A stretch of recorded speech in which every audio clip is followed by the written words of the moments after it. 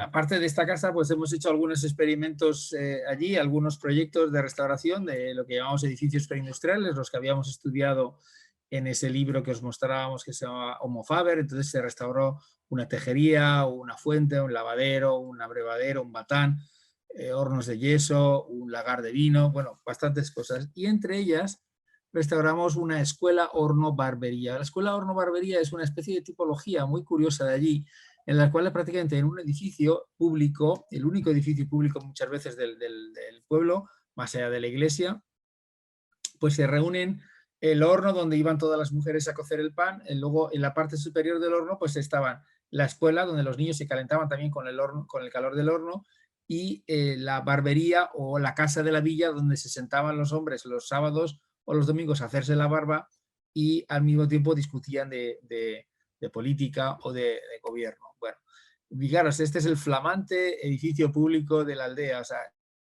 es que no son nada de particular, son edificios vernáculos, son edificios anónimos, pero son edificios que tienen muchísima alma, tienen un espíritu que todavía está allí presente. Son edificios que tienen mucha carga emocional.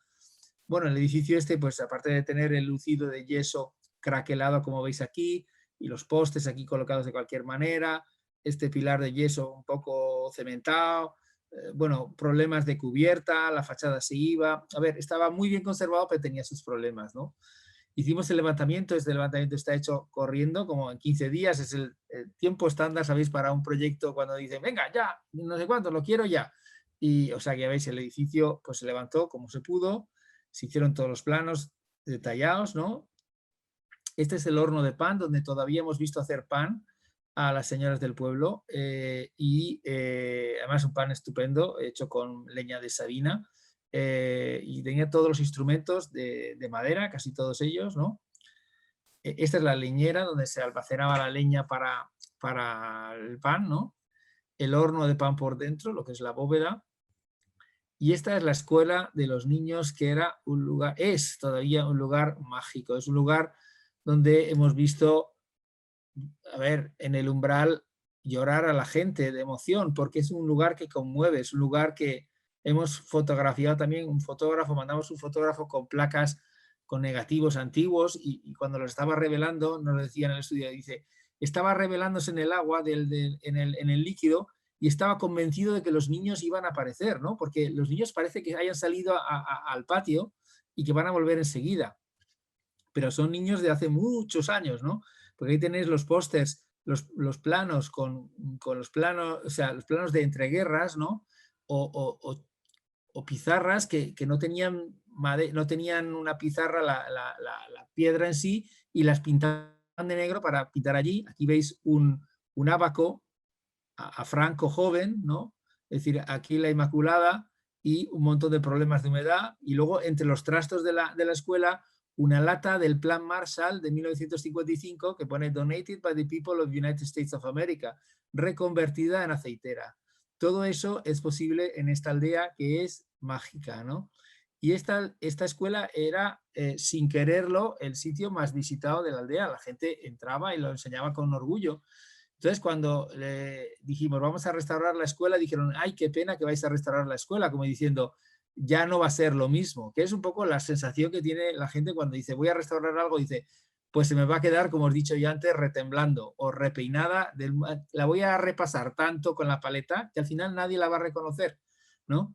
Entonces, bueno, lo tomamos como un reto, no queríamos queríamos que la gente siguiera llorando en el umbral, y la verdad es que llorar por una película, llorar por un libro es fácil, pero llorar por arquitectura es muy difícil, lo hemos visto muy pocas veces, y este es un sitio donde se llora por la arquitectura de emoción, ¿no? Donde realmente te conmueve, ¿no? Entonces, bueno, este es el último pastor del pueblo, ya falleció, digamos, enseñándonos la barbería, que veis que estaba en bastante mal estado. Aquí estaba el pollete donde se sentaban los hombres, la mesa del barbero, la silla, alguna viga rota, algún trozo caído, era una cosa difícil. Aquí tenéis toda una documentación de todo lo que son los objetos, me un poquito, donde los objetos de los muebles que había, porque para restaurar había que sacar las cosas y guardarlas y apuntar donde fuera. Y aquí veis la reparación de cubierta, donde veis las ripias, levantamos la cubierta para poder restaurar las tejas, solo que si os dais cuenta estamos respetando los bordes de la cubierta con las tejas en su sitio, incluso aquí el borde del alero con las tejas en su sitio. El constructor estaba negro porque decía que quería desmontarlo todo y hacerlo bien, pero nosotros habíamos señalado en el presupuesto que esto no se desmontaba, simplemente se reparaba in situ, ¿vale? De manera que aquí pudimos reparar todo in situ, poner el aislamiento, poner todas las capas y en vez de llevarlo aquí y a tener un alero luego recrecido con un gran espesor de extra de cubierta, digamos, matar poco a poco el espesor y acomodarse en las tejas de aquí. De manera que al final las tejas aparecen con las mismas pellas de yeso que parecían esas pellas espontáneas, no aparecen unas tejas relamidas de tanto repasar, aparece todo espontáneo tal como estaba, ¿no? Y lo mismo pasa aquí. Había una pequeña buhardilla en la cual pues aprovechamos para pasar toda la electricidad que nunca existió en la escuela porque querían electricidad y querían incluso agua, lo cual era un poco delicado. Aprovechamos todas las grietas que había, eso es un gran consejo, es decir, cuando veáis una grieta, por favor, no la tapéis, primero pasar los tubos y luego tapáis la grieta, ¿por qué? Porque así no tenéis que hacer luego una roza, ¿no? Y esto nosotros siempre lo aplicamos, siempre que hay algún refuerzo o alguna cosa que hacer, primero pasar los tubos, luego hacemos el refuerzo, y así es el refuerzo y la instalación está todo junto. Aquí veis un sistema que hicimos para aguantar la fachada os he dicho que se estaba cayendo hacia la calle, entonces le pusimos esta barra metálica con barras clavadas en el muro, como si fuera un rastrillo, y luego unas pletinas aquí soldadas que estaban atornilladas a las vigas, ¿vale? En la barbería, aquí tenéis, por ejemplo, la barbería tenía la viga principal, estaba podrida y de hecho le habían puesto un puntal aquí para aguantar, que al final no cambiamos la viga ni dejamos la viga podrida. ¿Por qué? Porque es que si teníamos que cambiar la viga cambiábamos todo el tejado y primero no había dinero y segundo cambiábamos todo lo que era aquello. Entonces lo que hicimos fue simplemente recolocar este puntal aquí, pero ya en su sitio, porque aquí estaba incluso apoyado encima de un revoltón y aquí está apoyado encima de una viga. Bueno, más o menos en su sitio. Aquí, por ejemplo, alguna viga oculta, pues aquí tenéis una cebolladura pues cogida con 2 tornillos pasantes, luego esto se le echó una gotita de salfumán para que se oxidara y se quedara de color madera, un apoyo también, bueno, aquí veis las gotitas de salfumán, aquí un apoyo extra, los revoltones que se tuvieron que hacer de yeso, una viga que estaba muy, digamos, en una carga puntual y creaba 2 grietas por cizalladura. Entonces se hizo un corte en el muro y se insertó una lámina metálica. Ahora mismo hubiéramos insertado una lámina de madera, pero bueno, en aquel momento fue metálica, pero son 2 opciones. Luego se reparó el retrete que había desaparecido, estaba lleno de vegetación, entonces encontramos ese retrete a trozos, recuperamos los trozos casi como en plan arqueológico, se remontó el retrete y se montó el retrete de los niños otra vez en su sitio, ¿no? Es decir, que era una puerta que se accedía desde la escuela. Los enlucidos pues, de yeso se repararon, digamos, con estos restauradores. Realmente el coste de esta restauración de los enlucidos no fue superior a lo que hubiera sido picar el enlucido y volver a rehacerlo, simplemente fue un coste más especializado de gente que sabía consolidar esos enlucidos y en cualquier caso, si hubiéramos hecho un enlucido nuevo, nos hubiéramos llevado por delante ese alma, ese espíritu de la escuela, ¿no?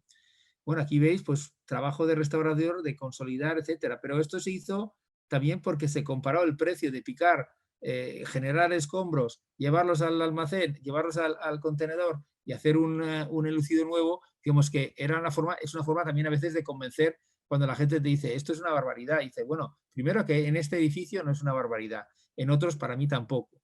Pero bueno, en cualquier caso, si comparas el precio, tampoco estamos yéndonos de precio, ¿no? Porque fueron 2 días de restaurador esto. Bien, aquí veis pues cómo fueron reintegrando las lagunas que había, ¿no?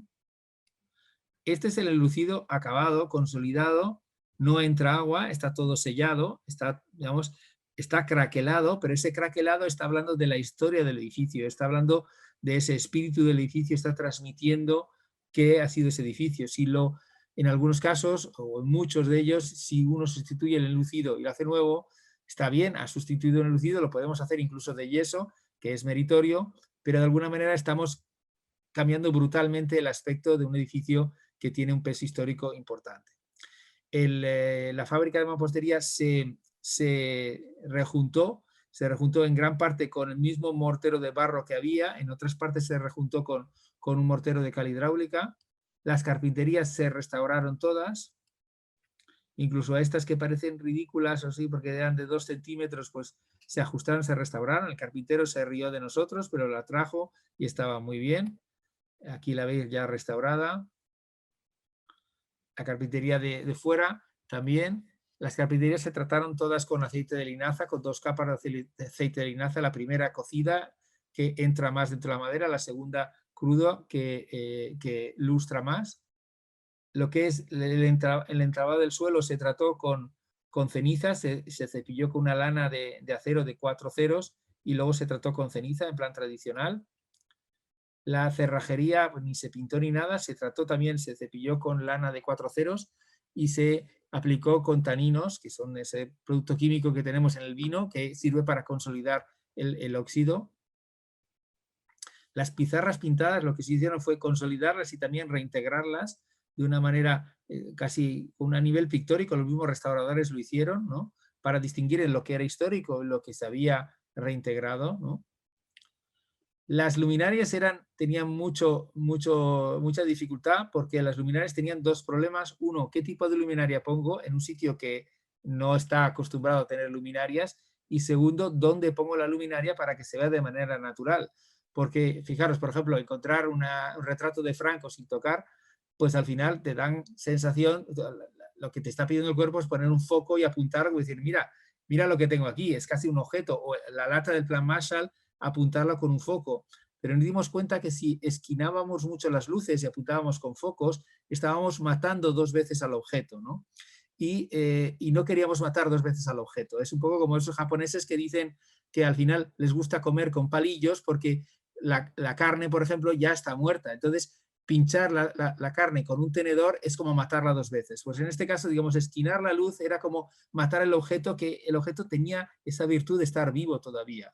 Luego, a nivel de qué luces colocamos, en el pueblo de al lado estaban desmontando los platillos estos cerámicos de los años 30 y los estaban tirando a la basura. Oye, no lo tires a la basura, dámelo a mí. Y entonces aprovechamos esos platillos cerámicos y los integramos. Aquí tenéis el horno ya restaurado, pues, hemos respetado todo el hollín y restauramos también el enlosado, todo el mobiliario, etcétera. Aquí tenéis la escuela ya restaurada, ha desaparecido la humedad, se repararon todas las entradas de humedad. Aquí tenéis las luces con esos platillos antiguos, ¿vale? Y si os dais cuenta, cuando reparamos la humedad, lo que hicimos fue pintar la parte superior, ¿vale? Pero en vez de pintarla toda de arriba abajo, fuimos degradando la pintura para respetar esto que veis aquí, que es el zócalo natural hecho por las manos de los niños cuando se sentaban allí. Eso reunía gran parte del alma de esa escuela y eso había que preservarlo a cualquier costa.